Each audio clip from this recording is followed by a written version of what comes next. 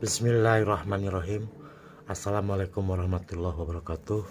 Selamat berjumpa lagi dengan teman-teman semuanya. Pada kesempatan kali ini kita akan berbicara kembali tentang sejarah leluhur kita, terutama leluhur Sunda Galuh dan leluhur Nusantara yang mempunyai hubungan dengan kekerabatan satu darah satu titik. Pada kesempatan kali ini kita akan mengambil sebuah tema dengan judul Situs Gunung Padang dan Kerajaan Sunda Galuh. Selamat menonton.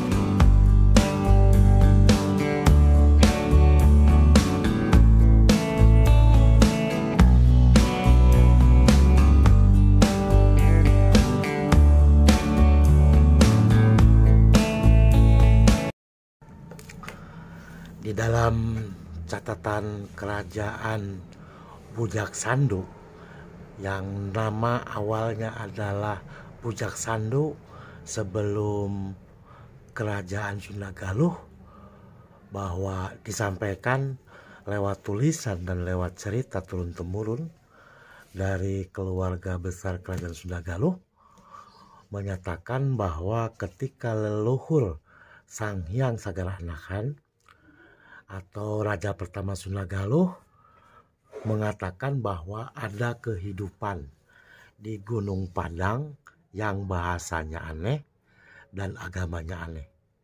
Itu pertama kali datang leluhur Sunda Galuh dari Palestina, yaitu Al-Katiri Al-Samud bin Habsi. Kemudian menikah dengan keturunan dari dinasti Purba yang ada di Gunung Padang sekarang. Menurunkan anak yaitu Khalifah Delhasah. Beliau pun almarhum menikah dengan asli dari Gunung Padang. Itu meninggal pada tahun 521 sebelum Masehi, dan makamnya ada di Cianjur. Arah dari Cianjur ke Sukabumi itu di sebelah kiri. Sekarang sudah tidak berbentuk lagi makam, tapi udah berbentuk kebun. Di sana ada. Sering saya ke sana berkali-kali. Ketika saya di Jakarta pun memang sering diziarahi, cuman tidak terlihat seperti makam karena itu kan sudah tanahnya sudah diperjualbelikan. Yang sesungguhnya kan tanah kerajaan dulunya. Dari situ kemudian menurunkan Atur Mansod. Itu pun menceritakan bahwa di sana ada kehidupan, ada dinasti Galuh Purba di Gunung Padang. Jadi kalau para ilmuwan, sejarawan, arkeolog menemukan di Gunung Padang, sesungguhnya sudah lama Gunung Padang itu ada keberadaan, bukan ditemukan, dan memang keturunannya masih ada. Nanti akan kita ceritakan kenapa kok sampai Gunung Padang itu ditutup sama tanah gitu, sama batuan. Nanti ada ceritanya itu. Mudah-mudahan keburu waktunya. Kemudian menurunkan juga Manod Sahmala, itu satu sebelum Masehi. Itu adanya makamnya di Cianjur sama. Itu merupakan leluhur daripada raja-raja dan keluarga besar Sunda sekarang. Jadi masih satu darah, satu titik, satu keturunan dari Matu Karlapjal. Makamnya ada di Gunung Padang. Jadi ada satu makam di Gunung Padang yang orang lain tidak mungkin akan tahu kecuali keturunannya. Itu ada makam Matu Karlapjal di sana di Gunung Padang, yang pada tahun-tahun sebelumnya itu diangkat lagi oleh tim yang mandiri. Artinya tim mandiri ini tim yang memang dia rela dengan suka hati, tanpa digaji, tanpa dibayar, bahkan membiayai sendiri untuk meneliti Gunung Padang. Karena memang kalau sejarah berhubungan dengan kesundaan dari juga di Brangus tidak diangkat, tapi giliran di Jawa Tengah, Jawa Timur ketemu batuan aja udah langsung diteliti, cepet cair lah gitu dan layak. Tapi kalau di berhubungan dengan Sunda kan dari zaman dulu udah saya sampaikan, benci namanya pemerintahan tuh benci dengan orang Sunda Galuh, suka atau tidak suka. Sampai sekarang pun tidak ada yang namanya Sunda Galuh jadi menteri, nggak ada. Sunda Galuh yang jadi bupati, yang jadi gubernur pun nggak ada. Kepala desa pun nggak ada Sunda Galuh ya, karena memang Sunda Galuh tuh paling dibenci karena tidak mau lagi dimasukin oleh budaya-budaya dari Yahudi, nggak mau. Kalau Sunda Galuh, kalau Islam tidak mau dikibulin, dengan berbagai budaya, dengan berbagai ajaran pun tidak mau. Sunda Galuh Sunda Galuh, tidak mau tercampur dengan apapun. Itulah Sunda Galuh, makanya dibenci. Sampai kepada sejarahnya pun dibenci, dihilangkan, diperanggupan. Walaupun tidak ada hubungannya, harus saya sampaikan. Karena ada hubungannya Gunung Padang. Nah, Gunung Padang itu sendiri sudah ada sebelum leluhur Sang Hyang Sagara Nakan di situ, atau leluhurnya orang Sunda Galuh, orang kerajaan Sunda atau orang Sunda sekarang itu sudah ada kehidupan.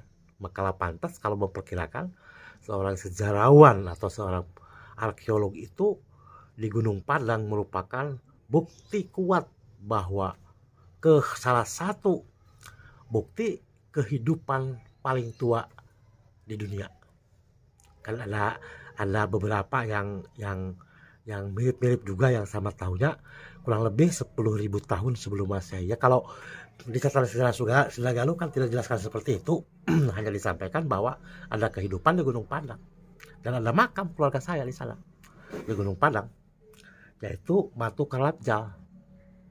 Karena keturunan kita itu sesungguhnya itu campuran dari Palestina, Urdu India Utara dengan Gunung Padang, artinya Galuh Purba.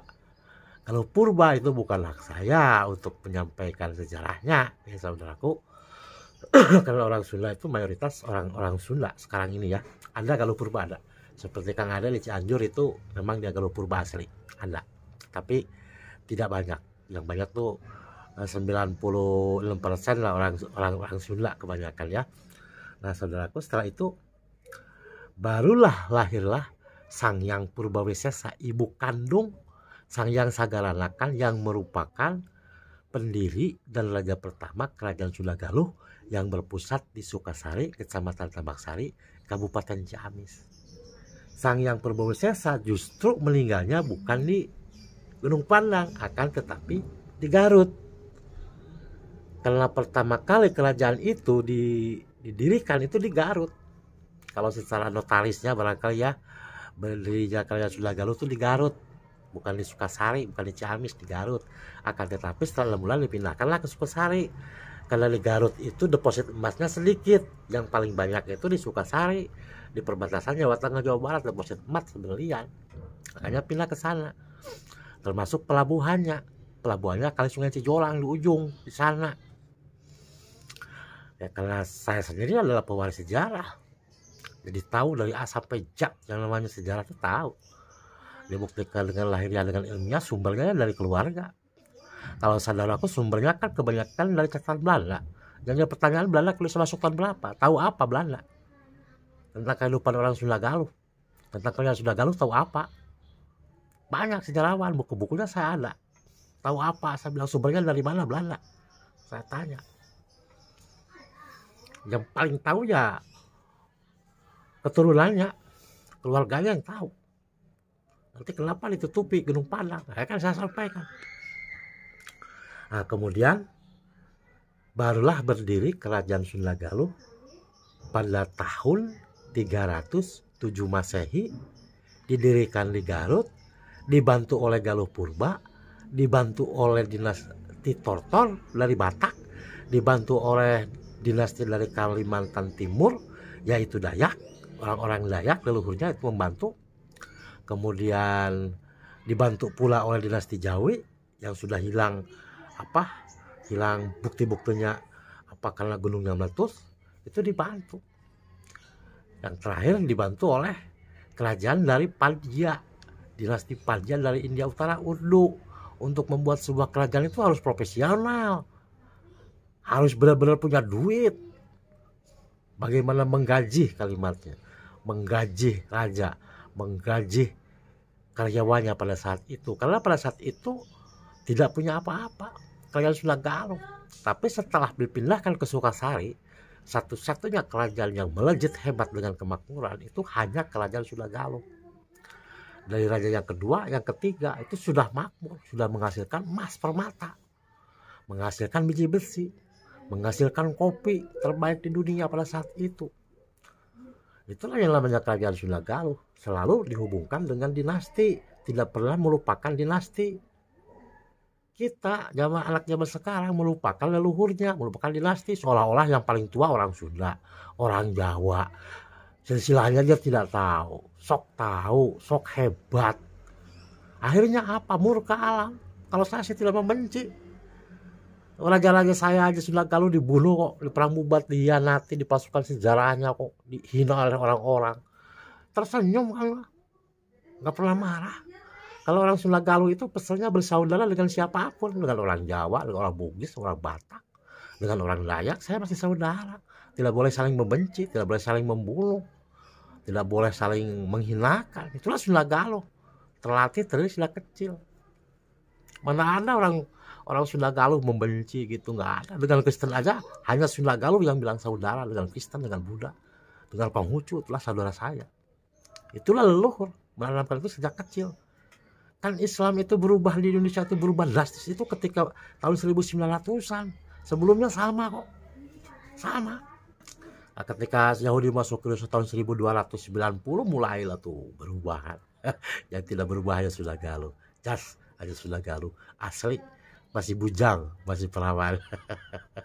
Termasuk saudaraku dari Dayak, dari Madura itu masih asli. Mbak Tortor juga masih asli. Nah saudaraku, jadi hubungan antara kerajaan Sunda Galuh dengan Gunung Padang itu sangat kuat. Manalah mungkin kita dimuliakan oleh alam aja saya dulu kalau kita tidak menghargai leluhurnya, kalau kita tidak mau tahu tentang leluhur, itu nggak mungkin. Soal alam murka mah urusan Allah, bukan urusan saya. Nggak ada kok kalau Sunda Galuh yang kena bencana. Kena bencana itu bukan orang Sunda Galuh itu, nyawanya nggak ada yang hilang, nggak. Yang hilang mah yang lain. Sesungguhnya kemudian ketika penjajahan itu datang ke Indonesia, diawali dengan apa? Dengan datangnya Kadipaten Holland, menyusup ke Sumatera, menyusup ke Garut, menyusup ke Surabaya, mengaku jadi olah suku Sunda, mengaku suku Jawa, mengaku suku Palembang di sana, menyusup, menikah dengan orang sana, pandai belajar bahasa Sunda, belajar bahasa Jawa, itu orang Yahudi. Bahkan sampai jadi pahlawan loh, orang Yahudi pahlawan. Nah, situs Gunung Padang pertama kali katanya ditemukan, diteliti lah, bukan ditemukan, karena udah ada kok, ada keturunannya, ada kehidupannya di sana kok ditemukan. Itu tahun 1891, katanya seperti itu, oleh RDM Perbek, namanya aja Perbek, udah di Belanda. Udah meninggal orangnya, kalau masih hidup aneh ya, tahun 1891. Itu tidak bisa diangkat, nggak bisa, karena berhubungan dengan mistis, dengan sejarah. Belanda nggak mau mengangkat itu, tapi kalau Borobudur diangkat sama dia, cepat. Harusnya semuanya akan diangkat. Nah barulah pada tahun 2011 sampai dengan 2013, ini sejarawan mandiri atas biaya sendiri. Ini luar biasa ini. Harus mendapatkan penghargaan yang setinggi-tingginya dalam sejarah di dunia. Baru ada penelitian mandiri. Yang saya tahu di negara manapun dibiayai oleh negara. Baru ini jadi biayai oleh apa? Oleh penelitinya ini, mencari dana kemana-mana, luar biasa lah. Mudah-mudahan yang apa? Peneliti ini di apa? Diberikan kesehatan berkah, dilindungi keluarganya, keturunannya dimuliakan. Ini para sejarawan yang yang meneliti di tahun 2011 sampai dengan 2013. Itu hubungannya tuh memang sangat kuat antara Galuh Purba dengan Sunda Galuh. Tapi ya dua itulah bukti itu selalu tidak mau diangkat kalau berhubungan dengan mistis, dengan kekuasaan, suka atau tidak suka berhubungan itu. Tapi ketika di akhir zaman, kekuasaan itu akan berbalik kepada pemilik awal tanah, baik di Indonesia, baik di Malaysia, baik di Arab Saudi, akan kembali kepada orang pertama. Keturunan siapa? Kalau dulu misalnya di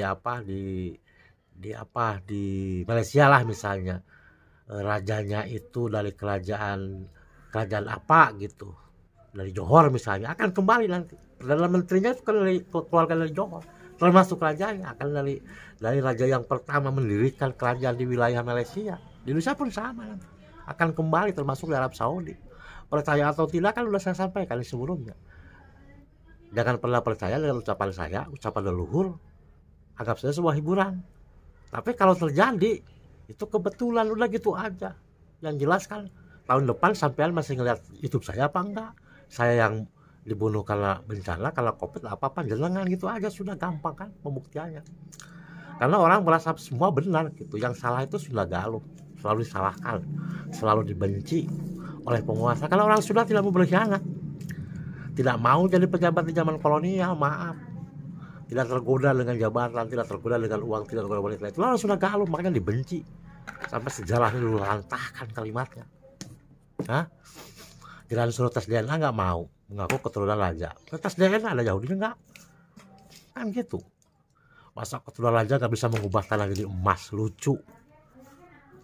Turunan raja katanya Raja Majapahit, olah emas aja nggak becus. Lucu.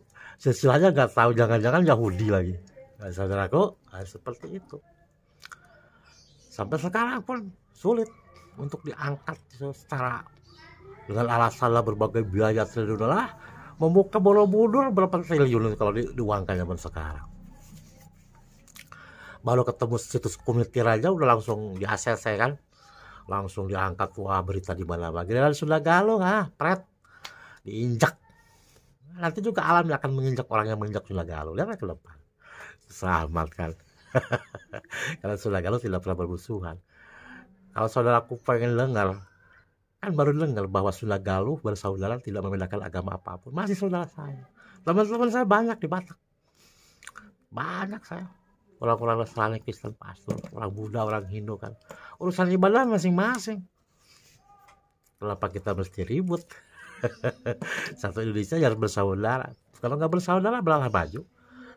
Dari tahun Merdeka 45 sampai sekarang makmur nggak, saya tanya sama saudaraku semuanya. Merasakan makmur nggak? Makmur dulu. Nggak ada pengangguran, nggak ada kejahatan. Tanya aja sama leluhur sampean. Makmur dulu kan ya.